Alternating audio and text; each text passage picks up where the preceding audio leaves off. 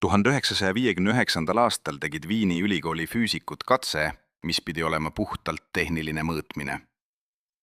Nad lasid üksikuid elektrone läbi kahe kitsa pilu.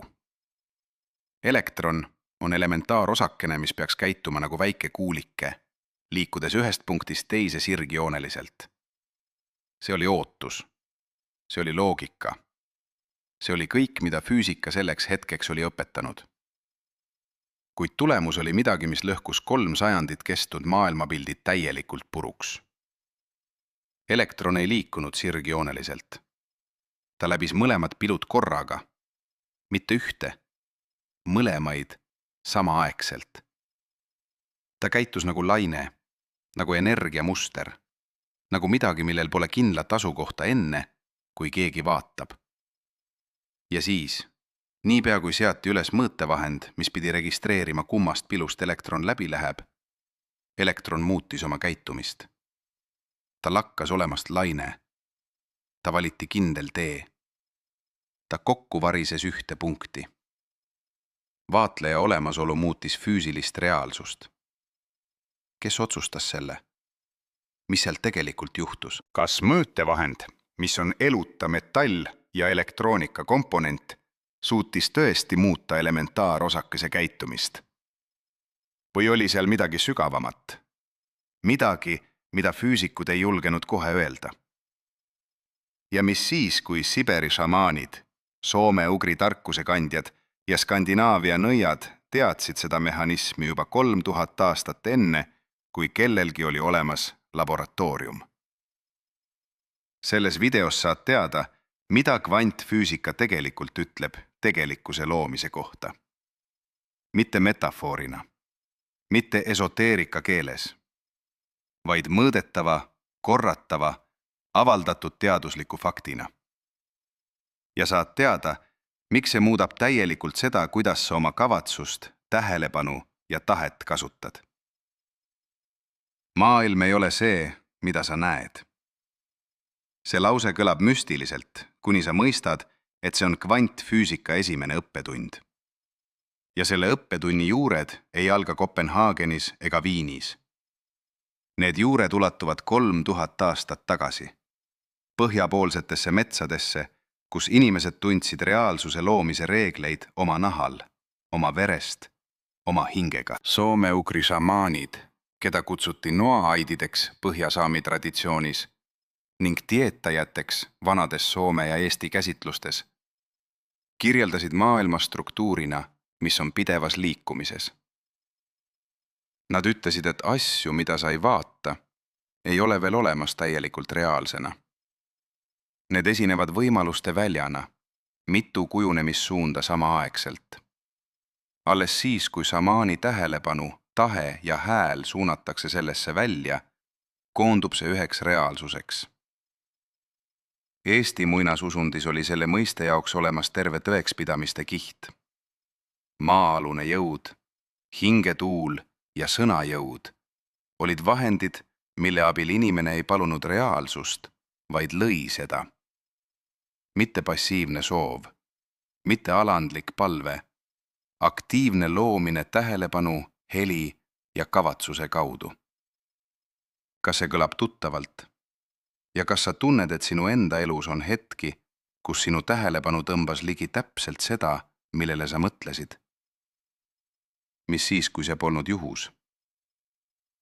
Kvantfüüsika vaatleja efekt on teaduses üks enim arutletud ja kõige vähem avalikult seletatud fakt. Kopenhaageni tõlgendus, mille sõnastasid Niels Bohr ning Werner Heisenberg 21. sajandi esimesel kolmandikul, ütleb selgelt.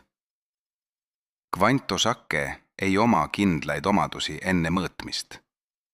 Ta eksisteerib tõenäosuste superpositsioonis, mis tähendab, et ta on korraga kõikjal ja ei kellegil. Alles vaatlus fikseerib ta ühte seisundisse. See pole filosoofia. See pole metafoor. See on matemaatiliselt kirjeldatav, laboris korratav, tuhandetes katsetes kinnitatud füüsikaline fakt. Ja ometi räägitakse sellest koolides harva, avalikes loengutes peaaegu mitte kunagi, ning massimeedias käsitletakse seda kui eksootilist kurioositeeti, mitte kui reaalsuse fundamentaalset omadust. Miks? Sest kui vaataja mõjutab vaadeldavat, muutub kogu küsimus kontrollist. Kes siis kontrollitav on? Kes kontrollija? Ja mis juhtub inimesega, kes hakkab teadlikult suunama oma tähelepanu, mitte juhuslikult hajutama seda? Saksa füüsik Hans-Peter Dürr, kes töötas aastakümneid elementaarosakeste uurimisega, ütles oma karjääri lõpus midagi, mis šokeeris kolleege. Ta ütles, et mateeriat selle sõna tavalises tähenduses ei eksisteeri. Eksisteerib ainult seosed, suhted ja võimalused. Aine on tardunud seos. Keha on tardunud kavatsus. Tegelikkus on tardunud tähelepanu.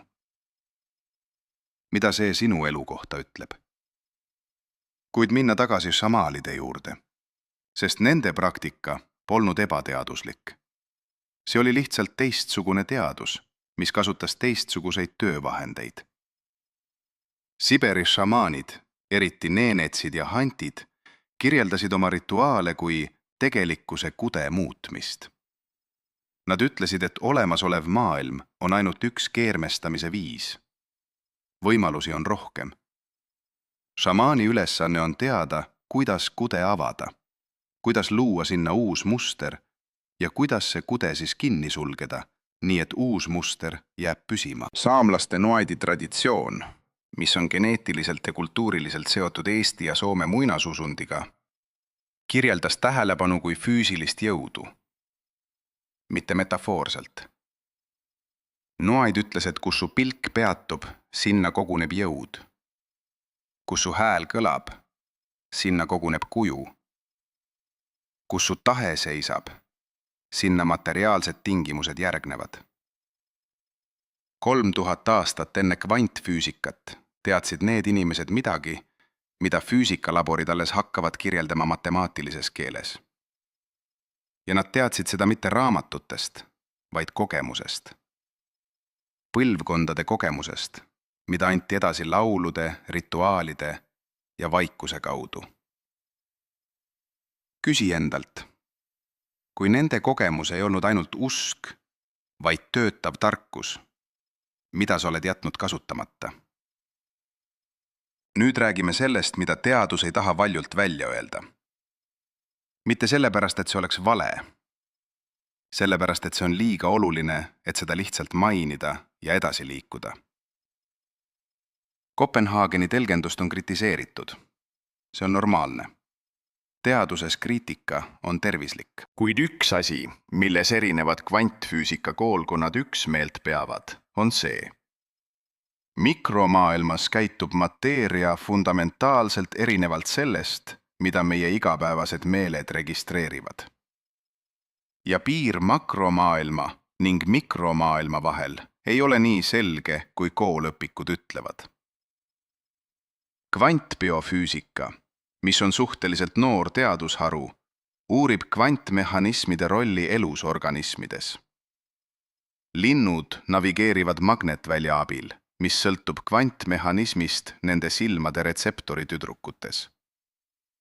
Taimede fotosüntees kasutab kvantkohesiooni ehk kvantseost, mis võimaldab energial voolata korraga mitmel teel samaaegselt ja leida lühim teekond ilma katseeksituse meetodita. Ensüümid kasutavad kvanttunneldamist ehk kvantläbistamist, mis lubab aatomitel läbida barjääre, mis klassikalise füüsika järgi peaksid olema ületamatud. Elu kasutab kvantefekte.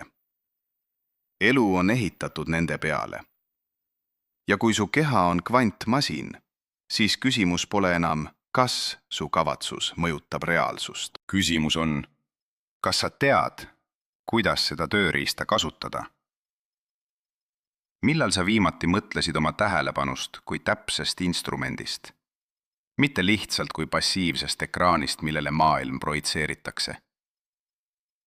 Räägime nüüd sellest, mida sajandite jooksul on varjatud. ja miks just seda teavet on süstemaatiliselt laiali hajutatud, lahjendatud ja muudetud kahjutuks müstikaks. Kristluse leviku ajal Põhja-Euroopas tehti midagi, millest ajalooõpikud ei räägi piisavalt selgelt. Ei hävitatud mitte ainult templeid ja ohvrikohti, hävitati teadmissüsteem. Soome-ugri šamaanide tarkus, milles oli kirjeldatud tähelepanu ja reaalsuse suhe, sildistati kurjaks. Nõiaprotsessides, mis kestsid Eestis kuni 17. sajandini, ei mõistetud surma mitte ainult inimesi, mõisteti surma teadmine. Mis jäi alles? Laulud, mõistatused, muinasjutud. Need näivad lihtsad, need näivad ohutud.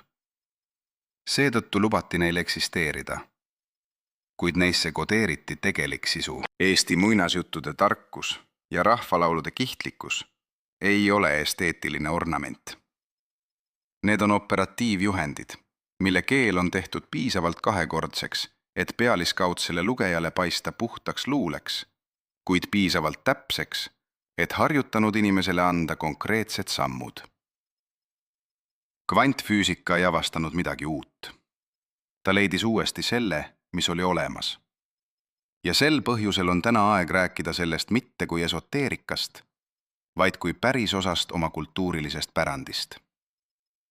Mida sina tead oma esivanemate tarkusest, mida sa pole kunagi mõelnud tõsiselt kasutada? Vaatleme nüüd konkreetset mehhanismi. Seda, kuidas tähelepanu ja kavatsus füüsiliselt toimivad. Neuroplastiisusteadus, mis uurib aju muutumise võimet, on tõestanud midagi, mis kattub täpselt šamaanide kirjeldustega. Aju ei ole tardunud struktuur. See ümber kujundab ennast pidevalt, vastavalt sellele, kuhu tähelepanu suunatakse. Neuronid, mis aktiivsemalt töötavad, tugevnevad. Ühendused, mis ei tööta, nõrgenevad ja kaovad. Iga kord, kui sa suunad teadlikult tähelepanu kindlale mõttele, tundele või kujutlusele, muudad sa oma aju füüsilist struktuuri. Neuroteadlane Donald Hebb sõnastas selle põhimõtte nii. Neuronid, mis aktiveeruvad koos, kasvavad koos. Mis tähendab, et see, mida sa korduvalt mõtled, muutub sinu vaikimisi reaalsuse tõlgenduseks. Mitte metafoorselt, struktuuriliselt, närvivõrkude tasemel. Nüüd lisa siia kvantvaatleja efekt. Kui aju on plastne ja muutub tähelepanu järgi ja kui tähelepanu mõjutab kvantmehhanismi, on küsimus mitte kas, vaid kui palju. Kui palju on su tähelepanu kujundanud seda, mida sa oma elu faktidena tajud? Kui palju on sinu reaalsus tegelikult sinu korduvate tähelepanumustrite konstruktsioon? Siberi šamaanid ütlesid, et maailm on kudus ja tähelepanu on nõel. Neuroteadus ütleb, et aju on plastne ja tähelepanu on skulptor. Need kaks lauset kirjeldavad sama asja, ainult keel on erinev. Nüüd räägime sellest, mida tavaliselt ei öelda, mida peetakse liiga otseseks ja liiga äärmuslikuks. Enamik inimestest ei vali, kuhu oma tähelepanu suunata. See ei ole kriitika. See on kirjeldus süsteemist, millesse nad on kasvanud. Reklaamimaailm, uudistevool, sotsiaalmeedia algoritm, need kõik on ehitatud selleks, et su tähelepanu oleks pidevalt liikuv, hajutatud, reaktiivne. Mitte suunatud, mitte kavatsuslik. Hajutatud. Ja hajutatud tähelepanu loob hajutatud reaalsust. Mitte sümboolselt. Neuroteaduse ja kvantfüüsika kokkupuutepunktis, mida uurib teadvuse uurijate kogukond, on järjest enam tõendeid, et kontrollimatu tähelepanu on kontrollimatu elu kõige peamine allikas. Saamlaste vanem tarkus ütles, kui sa ei vali, mida vaadata, valib maailm sinu eest, mida näha.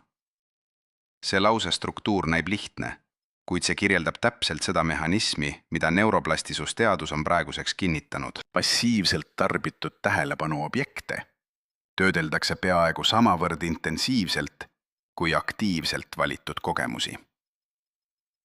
Kordus loob struktuuri. Struktuur loob harjumuse. Harjumus loob ootuse. Ootus suunab tähelepanu uuesti samade mustrite poole. Ringi sulgemine on lihtne ja hirmutav. Kas sa oled teadlik sellest, mida su tähelepanu kordab iga päev? Räägime nüüd sellest, mis juhtub, kui inimene lõhub selle tsükli. Mitte teoorias, vaid konkreetse hetke kaudu, mida on kirjeldatud paljudes traditsioonides väga sarnaselt. Soome-ugri algatusliitustes, mida Eesti muinasusund ja Soome muinasusund jagasid, oli moment, kus õpilane viidi pimedasse ruumi, metsa, kaevu, keldrisse, kuhugi, kus sensoorsed sisendid kadusid miinimumini. Mitte piina eesmärgil, vaid sellepärast, et kui välised tähelepanuobjektid kaovad, jääb järele ainult tähelepanu ise. Ja see on hetk, millest enamik inimesi on kogu elu kaugel hoidnud. Olla ainult tähelepanuga, ilma selle objektita. Kvantfüüsika keeles on see seisund kõige lähemal sellele, mida nimetatakse superpositsiooniks. Kõik võimalused on avatud. Mitte ühtegi ei ole kollapseeritud. Selles seisundis on inimese kavatsuse mõju suurim, sest reaalsust alles kujundatakse, mitte ei korrata juba kujunenud mustrit. Need, kes selle seisundi läbisid, kirjeldasid tagasi tulles ühte asja. Nad mäletasid, kes nad on. Mitte oma nime, mitte oma elulugu, oma vibratsiooni. Seda, millisena reaalsust luua, on nende loomulik seisund. Millal sa viimati olid hetkes, kus kõik võimalused tundusid avatuna? Rääkida tuleb ka takistustest. Mitte selleks, et neid ilustada, vaid selleks, et sa teaksid täpselt, mis takistab. Esimene takistus on usk, et füüsiline reaalsus on fikseeritud. Et maailm, mida sa näed, on täpselt selline, nagu see on, ja sinu roll on sellega kohaneda. See usk istub sügaval, sest kool õpetas seda, vanemad näitasid selle eeskujuga ja kultuuril tervikuna on see sisse kodeeritud. Kuid see usk on vastuolus kvantfüüsika fundamentaalsete leidudega. Reaalsus ei ole fikseeritud. Ta on tõenäosuste jaotus, mida vaatlus koondab. Teine takistus on tähelepanu fragment. Enamiku inimeste tähelepanu pole kunagi ühel objektil kauem kui mõned sekundid. See pole nende süü. See on tulemus aastate pikkusest hajutava keskkonna mõjust. Kuid fragmenteeritud tähelepanu ei suuda luua koherentset kavatsusmustrit. See on nagu proovida maalida, kui pintsel on pidevalt liikumises 10 eri suunas. Kolmas takistus on emotsionaalne vastuolu. Sa soovid ühte, kuid tunned teist. Sa ütled, et tahad rahu, kuid su keha hoiab ärevust. Sa ütled, et usud paranemisse, kuid sul lihased on krampis, kaitseseisundis. Tähelepanu ei toimi ainult mõttetasandil. Ta töötab emotsionaalsel ja kehalises registris samaaegselt. Ning vastuolulised signaalid loovad vastuolulisi tulemusi. Neljas takistus on mineviku kogemuse momentum. Neuroplastisusteaduse keeles tähendab see, et mida kauem sa oled vaadanud reaalsust teatud suunast, seda tugevamad on vastavad närviteed. Seda automaatsemalt neid kasutatakse, seda raskemini märkad alternatiivi. Iga kordamine tugevdab mustrit. Milline neist neljast on sinu elus kõige aktiivsem praegu? Vaatame nüüd sellele, kuidas Eesti ja soome-ugri traditsioon lahendas need takistused praktiliselt. Esimene meetod oli laul. Mitte laul esteetilise kogemuse eesmärgil.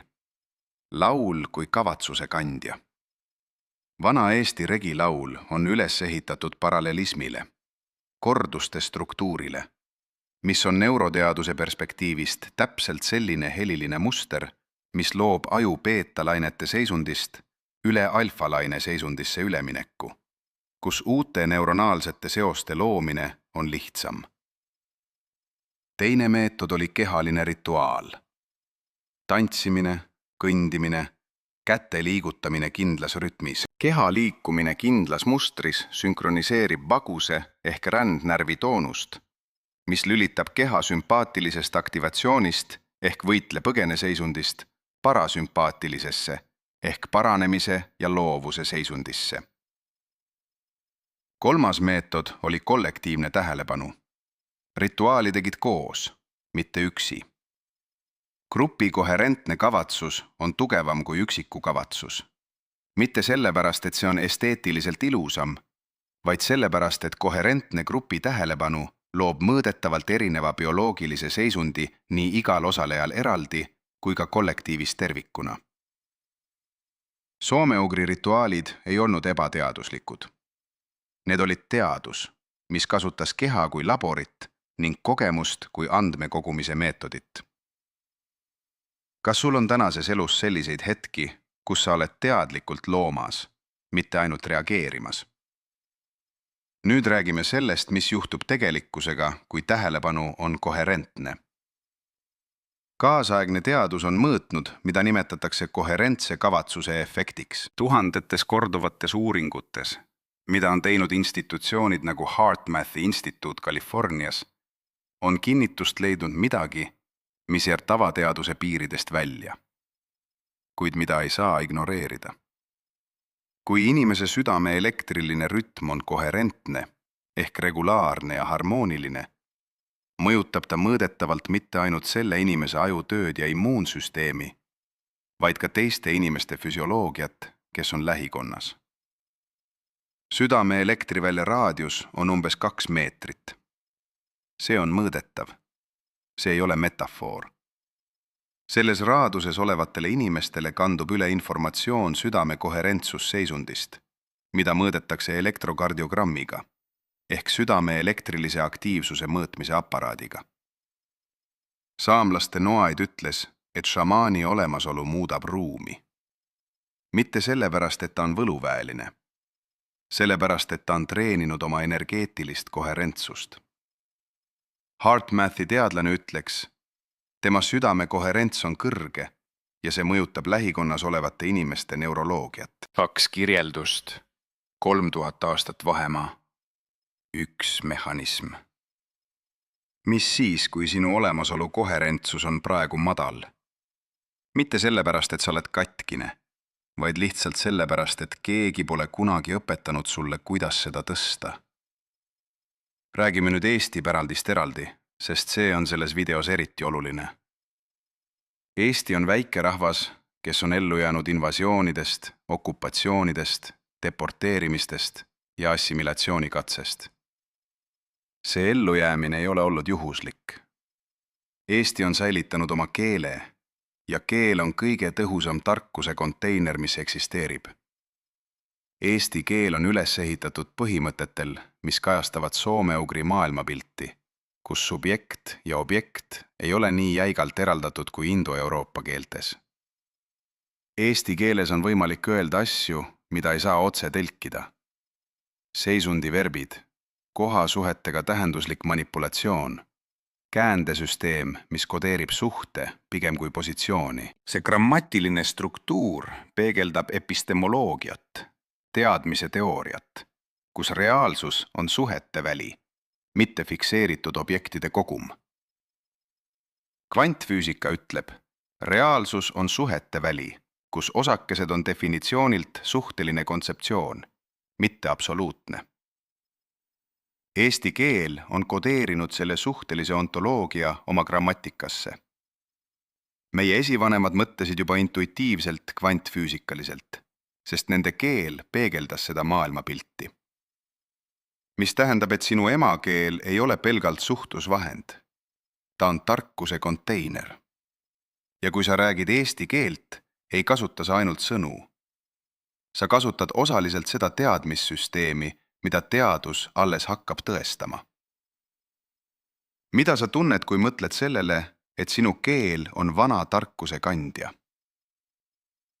Nüüd on aeg rääkida praktikast, mitte teooriast, mitte loengust, vaid sellest, mida teha täna, pärast selle video lõppu, et see ei jääks ainult heaks ideeks.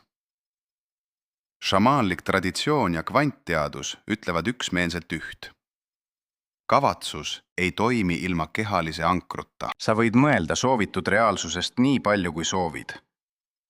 Kuid kui sinu keha on teises seisundis kui su mõtted, jääb koherents saavutamata. Kavatsuse loomine toimib 3 kihis. Esimene kiht on kognitiivne. See on mõte, sõnastus, pilt. Teine kiht on emotsionaalne. See on tunne, mis vastab sellele pildile. 3. kiht on somaatiline ehk kehaline. See on see tunne kehas, mis tekib siis, kui sa tead, et see on juba tõsi. Soome-ugri traditsioon ütles seda nii. Laula seda, mida soovid, nii, nagu see on juba olemas. Mitte tuleviku häälega. Oleviku häälega. See on grammatiline peensus, mis osutub olevat neuroteaduslikult täpne. Sest aju ei eristata tegelikku kogemust elavalt kujutletavast kogemusest samaväärsetes piirkondades. Kujutletud kogemus loob reaalse närvitee. Kas sa oled valmis proovima? Kas sa oled valmis mõõtma oma elu 2 nädala pärast nende sammude põhjal, mida kohe teed? Nüüd teeme praktika. Palun leia koht, kus sa saad istuda rahulikult. Lülita telefon hääletu peale. Anna endale 2 minutit. Sa ei pea midagi uskuma. Sa ei pea midagi ette valmistama. Sa pead ainult järgima samme. Istud sirgelt. Jalad on põrandal. Käed on põlvedel. Silmad on suletud. Võta esimene hingetõmme. Pikk, aeglane, nina kaudu sisse. Hoia hetk. Suu kaudu välja, veidi aeglasemalt kui sisse. Korda seda 3 korda. Ainult hingetõmmetele tähelepanu. Muud pole. Nüüd kujutle oma elus ühte asja, mis on sulle oluline. Ainult ühte. Ära vali suurimat. Vali see, mis tekitab sinu kõhus sooja. Ükskõik, mis see on. Kujutle seda nii, nagu see on juba olemas. Mitte kui tulevikku, kui olevikku. Millisena see tunduks? Kus sa oleksid? Kellega? Milline tunne oleks su kehas? Lase sellel kujutisel olla täpne. Ühe detaili kaudu. Mitte panoraampildi kaudu, vaid ühe konkreetse hetke kaudu selles reaalsuses. Hoia seda kujutist koos tundega kehas. Ära mõtle, kas see on võimalik. Lihtsalt hoia. 1 hingetõmme sisse. Hoia. Välja. Lase kujutisel olla elav. Nüüd ütle endale vaikselt 1 lause. Ütle. See on tõsi juba nüüd. Mitte see saab olema tõsi. See on tõsi juba nüüd. Hingata rahulikult veel 3 korda. Ja siis tule tagasi. Avad silmad. Jääd hetkeks paigale. Lased sellel seisundil olla enne, kui liigud edasi. Mida sa tundsid? Kas oli vastupanu? Kas oli hetkeline uskumine? Märka, mida keha tunneb praegu. Räägime nüüd sellest, mida enamik inimesi ei tea oma enda esivanemate pärandist. Mitte abstraktselt, vaid ühe konkreetse traditsioonikilg kaudu, mis on säilinud meie muinasjuttudes ja rahvausundis kuni tänaseni. Eesti muinasusundis oli olend, keda kutsuti tuulespäägiks, ja põhimõte, mida kutsuti loits, ehk sõnaloitsumine. Sõnaloitsutumine ei olnud palve. See ei olnud palve mõttes, kus sa palud kelleltki midagi. See oli ütlemise akt, mis loob. Sõna ei kirjeldanud reaalsust. Sõna lõi reaalsust. Looduse nähtused, tervis, headene, ebaõnn, kõike seda sai suunata sõnaga, mis kandis täpset kavatsust. See kõlab primitiivsena ainult siis, kui sa ei tea, mida neuroteadus on avastanud keele kohta. Ameerika psühholoog Lisa Feldman Barrett, kes uurib emotsioonide neuroteadust, on tõestanud midagi oluliselt. Meie aju ei tõlgenda esmalt kogemust ja nimeta seda siis sõnadega. Vastupidi. Sõnad, mida me kasutame, kujundavad aktiivselt, millisena aju kogemus töötleb. Inimesed, kelle emotsioonide sõnavara on laiem, kogevad emotsioone eristuvamalt, nüansseeritumalt ja suudavad nendega paremini toime tulla. Inimesed, kelle emotsioonate sõnavara on kitsas, seisavad silmitsi suurema emotsionaalse segadusega. Sõna ei ole ainult kirjeldus. Sõna on kavandi looja.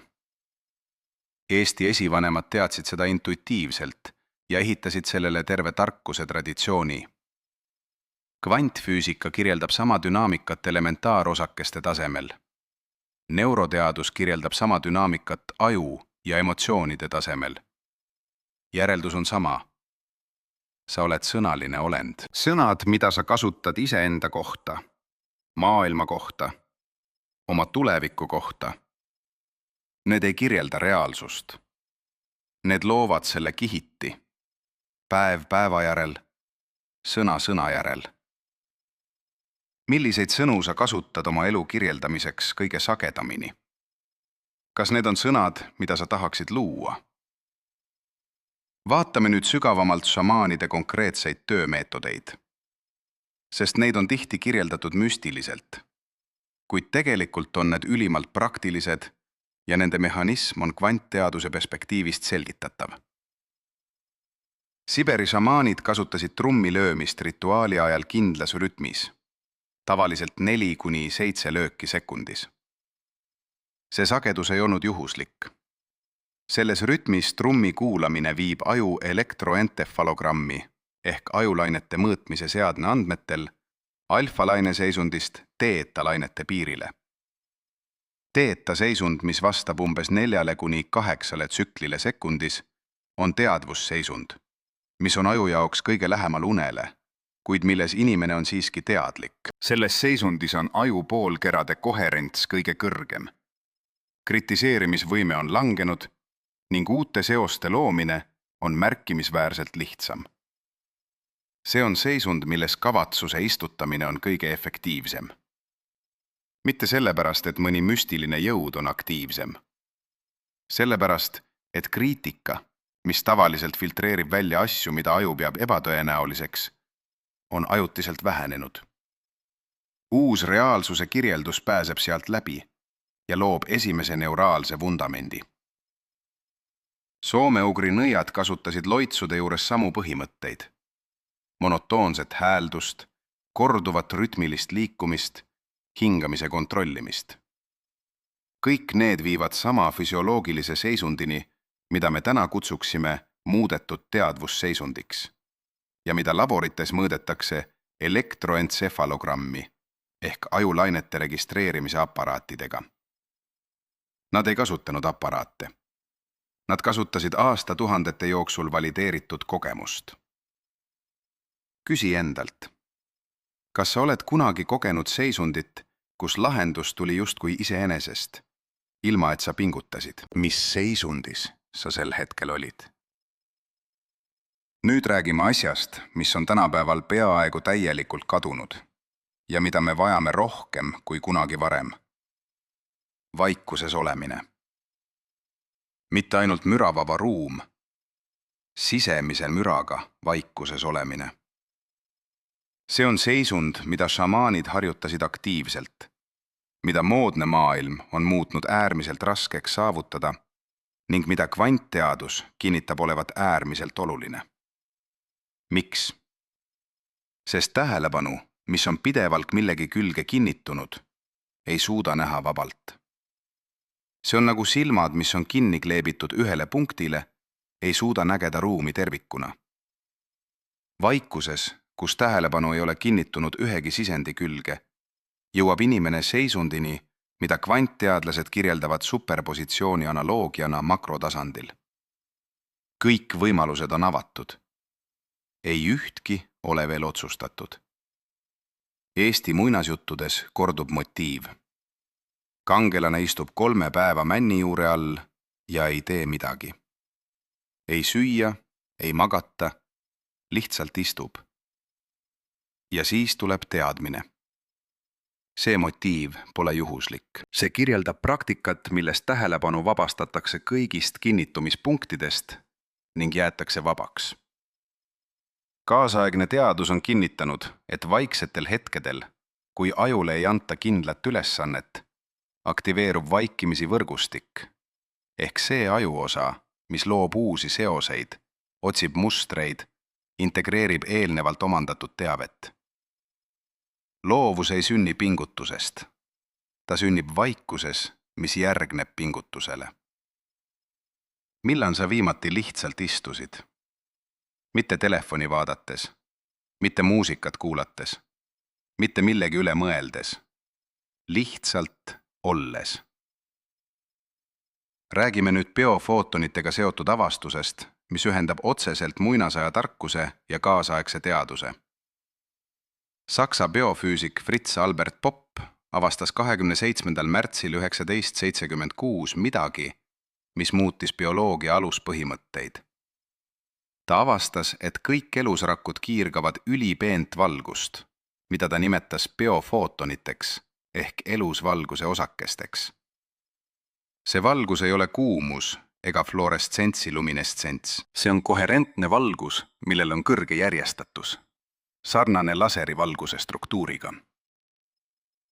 Mis on veelgi olulisem, Popp näitas, et haigete rakkude biofotooniline kiirgus on ebakoherentne. See tähendab kaootiline ja järjestamata. Samas kui tervete rakkude kiirgus on kõrge koherentsiga.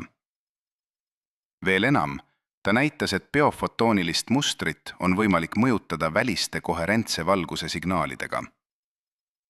Mida see tähendab? See tähendab, et su keha suhtleb valguse kaudu. Iga rakk kiirgab signaali ja võtab vastu signaale. Ja see signaalisüsteem on tundlik koherentsusele, korrastusele, harmoonia astmele. Soome-ugri šamaanid kirjeldasid inimest kui valguse olendit, kel on tuline keha ja elusolek, mis kiirgab enne ja pärast materiaalset vormi. See ei olnud luule, see oli tähelepanek. Vaatlus inimestest, kes olid harjutanud oma tähelepanu ja energeetilist koherentsust aastakümnetega. Biofotooniline koherents on mõõdetav. See kõigub sõltuvalt emotsionaalsest seisundist, tähelepanu kvaliteedist ja keha üldisest toonusest. Ja see on mõjutatav. Mis seisundis on su keha valgus praegu? Koherentne, selge, suunatud. Või hajutatud, segane, reaktiivne. Vaatame nüüd üht spetsiifilist näidet sellest, kuidas kaasaegne inimene saab kasutada seda tarkust täna, ilma et ta peaks minema metsaonni ega istuma trummi kõrval. On olemas seisund, mida neuroteadlased kutsuvad sügavaks töövooks ehk vooseisundiks. Selle kirjeldas esmakordselt Ungari päritolu psühholoog Mihai Csikszentmihalyi, kelle nime eesti keeles loetakse umbes nii, Mihai Csikszentmihalyi. See on seisund, kus inimene on täielikult absorbeerunud tegevusse. Aeg kaob, eneseteadvus kaob, jõudlus on maksimaalne. Vooseisundis on aju teedalainete piirilähedasel tasemel. Prefrontaalne korteks ehk eesmine ajukoor on osaliselt deaktiveeritud, mis tähendab, et enesekriitika on vaiksem. Dopamiin, norepinefriin ja anandamiid on kõrgendatud tasemel. Inimene on täielikult kohal. Šamaanid kutsusid seda seisundit hinges olemiseks. Nad ütlesid, et tõeline töö toimub ainult siis, kui tööline on täielikult kohal, mitte poole mõttega mujal. Poole mõttega tehtud rituaal on tühi rituaal. Vooseisund on ligipääsetav. See ei nõua koobast ega troopi. See nõuab tegevust, mis on piisavalt keeruline, et olla huvitav, kuid mitte nii keeruline, et tekitada ärevust. See nõuab väliste häirete eemaldamist. Ja see nõuab tähelepanu tahtlikku suunamist sellele, mida sa teed, mitte sellele, kuidas sa teed. Millal sa viimati olid vooseisundis? Mis tegevuse juures see juhtus? Nüüd tuleb rääkida ühest asjast, mida enamik inimestest oma kehaga teeb ja miks see on kõige suurem kavatsuse blokeerija. Keha hoidmine kaitseseisundis. Krooniline pinge, hingamine rindkerest, õlad üles tõstetud, kõht kokku tõmmatud. See ei ole ainult füüsiline harjumus. See on kogu keha sõnum, mis kordab iga sekund ühte ja sama teadet. Oht on lähedal. Ole valmis. Ära lõdvestu.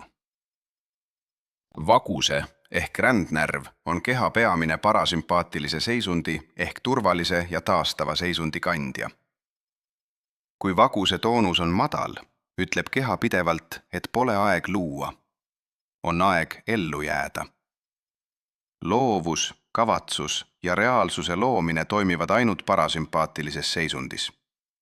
Sümpaatilises ehk võitle-põgene seisundis on keha ressursid suunatud ohu käsitlemisele, mitte uue reaalsuse ehitamisele. Soome-ugri rituaalid algasid alati kehalise rahunemisega. Enne loitsu tulid kindlad hingamisharjutused. Enne trummimängu tuli istumine ja keha mahalaskmine. Enne kavatsuse seadmist tuli keha seisundi muutmine. Mitte juhuslikult. Seetõttu, et tarkus teadis. Kaitseseisundis keha ei suuda luua. Ta suudab ainult kaitsta. Ja see on tänapäeva inimese kõige levinum probleem. Ei ole mitte see, et ta ei tea, mida tahab. On see, et ta tahab asju kaitseseisundist, mis struktuuriliselt ei ole loomisseisund. Kas su keha on praegu avatud või kaitsvas pinges? Räägime lõpuks sellest, kes sa saad, mitte sellest, mida sa saad. See on eristus, mis teeb kogu vahe. Inimesed, kes alustavad kavatsuse ja tähelepanu teadliku kasutamisega, ootavad sageli, et midagi muutub väljaspool. Ja midagi muutub. Kuid kõige olulisem muutus ei ole see. Kõige olulisem muutus on see, kuidas maailm tundub. Mitte teistsugune maailm. Sama maailm, kuid kogetuna teistsuguse inimese silmadega.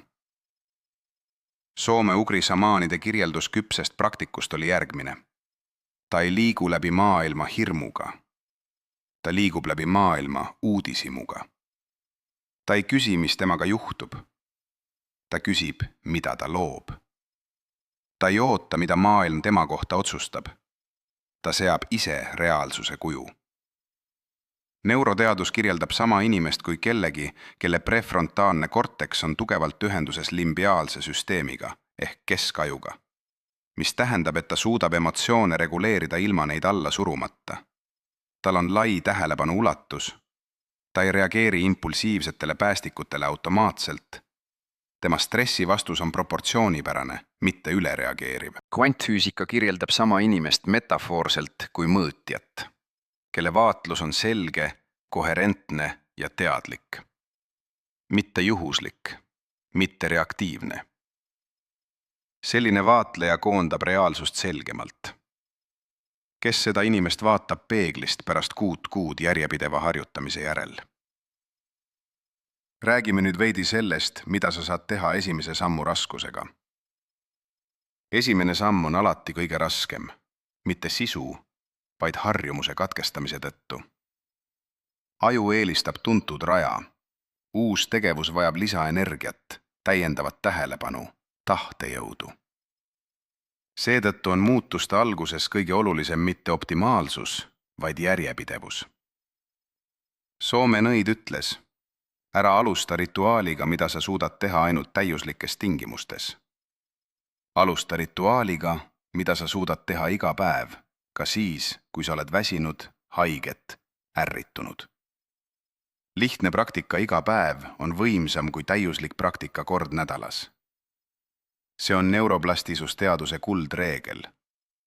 Korduse sagedus on olulisem kui korduse intensiivsus. 12 korda lühike teadlik hingamine päeva jooksul ehitab uusi närviteid kiiremini kui 1 tunniajane meditatsioon kord nädalas. Vali endale üks asi. Ainult üks. Midagi, mida sa suudad teha iga päev, kas või 2 minutit. Ja tee seda. Mitte 10 asja. Üks asi. Iga päev. 2 nädalat. Vaata, mis muutub. Kas sa suudad sellega praegu nõustuda? Ja siis on seal veel üks asi. Kõige sügavamalt isiklik. Kõige raskem öelda. Enamik inimesi ei usu, et neil on õigus olla oma elu loojad. See ei ole filosoofiline veendumus. See on kehaline tunne. Tunne, mis istub kõhus. Mis tuleb sellest küsimusest, kes mina olen, et luua? Kes mina olen, et tahta? Kes mina olen, et otsustada oma reaalsuse üle? See tunne ei tulnud tühjast õhust. See on kogetud, õpitud, neelatud. Lapsepõlvest, kus teisi austati rohkem kui ennast. Kultuurist, kus tagasihoidlikkus on voorus. Ühiskonnast, kus suure tahtmise näitamine on isekus. Kuid on üks asi, mida kvantfüüsika, neuroteadus ja soome-ugri tarkus ütlevad ühtselt. Sa oled vaatleja, kes loob.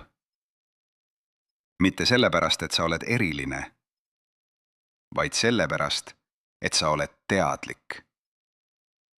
Ja teadlikkus ise on see omadus, mis koondab reaalsust. Sa ei pea olema eriline, et seda kasutada. Sa pead olema teadlik. Ja see sa juba oled. Mis on see, mida sa oled endale keelunud soovida? Räägime lõpetuseks sellest, mis on kõige olulisem. Sinu tähelepanu on sinu kõige kallim ressurss. Mitte aeg, mitte raha, mitte energia tähenduses, kuigi kõik need sõltuvad sellest. Tähelepanu on see, millega sa lood. Iga hetk, iga valik, iga mõte. Kvantvaatleja efekt ütleb, see, mida vaadatakse, muutub. Neuroplastiisusteadus ütleb, see, millele tähelepanu suunatakse, kasvab. Soome-ugri šamanism ütleb, see, mida laulad, materiaalsub. 3 süsteemi, 1 sõnum. Eesti rahvas on väike rahvas, kes on elanud läbi asju, mis oleksid pidanud hävitama nii keele kui ka tarkuse. Kuid ei hävitanud, sest mõned asjad on kodeeritud nii sügavale, et neid ei saa välja juurida. Nad elavad regilaulus. Nad elavad keele struktuuris. Nad elavad selles teadmises, et sõnal on jõud ja tähelepanul on loov vägi. Sa kannad seda pärandit. Mitte nostalgiliselt. Praktiliselt. Täna on päev, mil sa saad otsustada vaadata teisiti. Mitte suurejoonelise kesti kaudu. Ühe konkreetse hetke kaudu, kus sa küsid enne reageerimist, mida ma tahan luua selle hetke vastusena. Kirjuta kommentaari 1 lause. Mis muutus sinus selle video jooksul? Mitte kokkuvõte. Tunne. 1 tõeline lause. See on sinu esimene teadlik vaatlus. Ja vaatlus, nagu kvantfüüsika ütles, muudab juba seda, mida vaadatakse. Tegelikkus ei oota. Ta koondub täpselt sinna, kuhu sa vaatad. Vali, mida vaatad. 1 kord tehtud praktika ei muuda midagi püsivalt. See on nagu 1 kord jooksmine ei muuda su keha. Kuid 1 kord jooksmine näitab sulle, et sa suudad joosta. Ja see on informatsioon, mis on väärtuslik. Neuroplastisusteadus ütleb, muutus toimub korduse kaudu. korrates aktiveerid sama neuraalset rada uuesti. 3. kordusega muutub tee veidi laiemaks. 25. kordusega on see vaikimisi tee, mida su aju eelistab. 40. kordusega on see harjumus, mis aktiveerub automaatselt. Soome-ugri traditsioon ütles: laula iga päev. Mitte suurel häälel, mitte rituaalsel moel. Sosistades, käies, töö tehes. Lase laul ehk kavatsus olla pidev joon läbi päeva, mitte punktuaalne sündmus, mida teed hommikul ja unustad kella 10 ajaks. See on erinevus, mis loeb. Mitte intensiivsus, järjepidevus. Milliseks muutuks su elu, kui sa hakkaksid iga päev kas või 3 minutit teadlikult suunama tähelepanu sellele, mida soovid luua? Vaatame nüüd 3 konkreetset asja, mida mitte teha. Sest tarkus ei ole ainult see, mida tuleks teha. Ta on ka see, mida vältida. Esimene on tahtmise ja kartmise segamine. Inimesed, kes tahavad midagi väga, hoiavad tihti samaaegselt suures kartuses selle kaotamise, ebaõnnestumise või väärimatuse ees. Emotsionaalne vastusignaal ei neutraliseeri soovi. Ta loob koherentse kavatsuse asemel segasignaali. Soome-ugri šamaanide ütlus oli: laula seda, mida soovid, mitte seda, mida kardad. Sest mida sa laulad, see kasvab. Teine on üleliigse analüüsi lõks. Inimesed, kes on lugenud palju, mõtlevad tihti palju selle üle, kas nad teevad seda õigesti, kas nad on piisavalt arenenud, kas nende kavatsus on piisavalt puhas. See analüüs on ise tähelepanu objekt, mis hoiab sind seisundist eemal, mida soovid saavutada. 3. on tulemuste jälitamine. Kavatsuse loomine ja tulemuse ootamine on erinevad seisundid. Ootamine on vaatamine, kas see on veel juhtunud. Ja see vaatamine seab su tähelepanu sellele, et seda veel pole.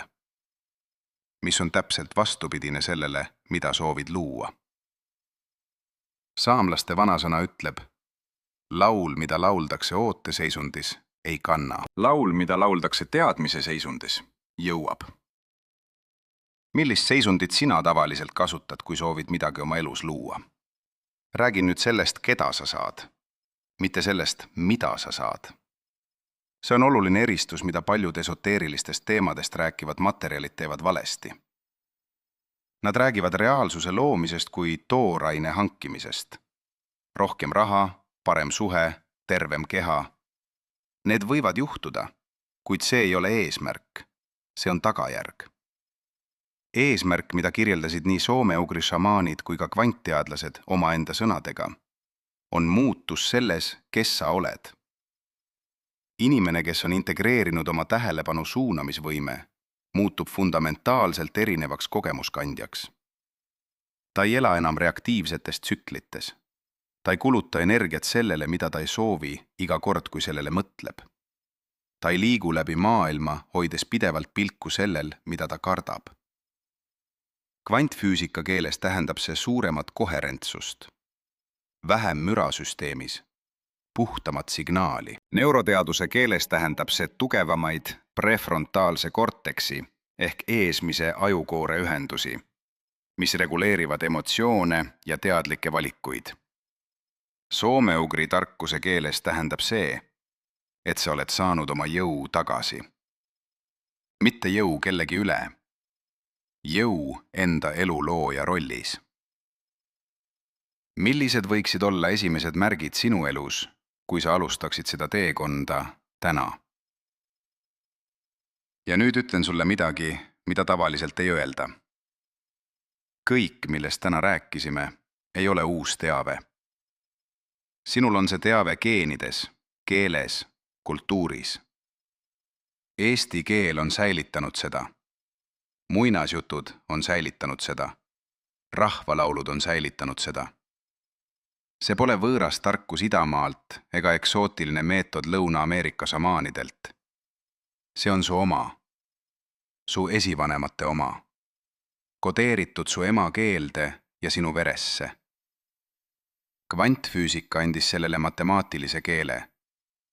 Neuroteadus andis sellele bioloogilise kirjelduse. Kuid tegelikkuse looja olid su vanaema emade emad, kes laulsid ja teadsid. Sa ei ole alustamas millegi uuega. Sa mäletad midagi vana. Ja see mälestamine ei alga raamatutest ega videodest. See algab hetkest, mil sa otsustad, et sinu tähelepanu on sinu oma. Mitte kellegi teise mängimaa, mitte algoritmi kütus. Sinu täpseim tööriist. Täna on see hetk, kui sa oled selleni jõudnud. Üks asi, mida sa saad praegu teha, on märkida, mida tundsid selle praktika ajal ja pärast seda. Mitte pikalt, ühe lausega. Kirjuta see alla, kommentaari, sõbrannale, endale, kus iganes. Sest insight, mida ei fikseerita sõnadega, kaob tunni jooksul. Aga insight, mis kirjutatakse, jääb. Kirjuta kommentaari, mis muutus sinus selle video jooksul. Mitte sisu kokkuvõte. Üks lause sellest, mida sa tunned kehas praegu. Üks lause sellest, mida sa nüüd tead, mida sa enne ei teadnud. See on sinu kokkulepe iseendaga, oma uue tsükliga. Tegelikkus ei oota. Ta koondub täpselt sinna, kuhu sa vaatad. Vali, mida vaatad.